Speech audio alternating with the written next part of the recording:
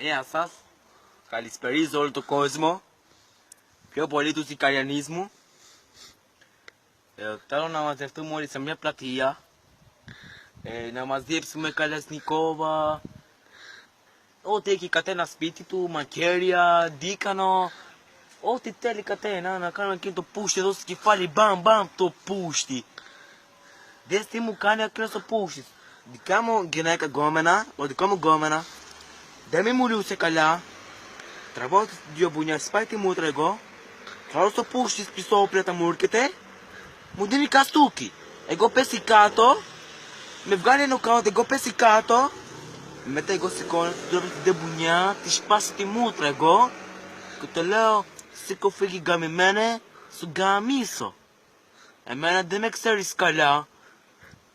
Το πουτάνα το κοπέλα, το δικό μου, δεν μιλάει εμένα καλά.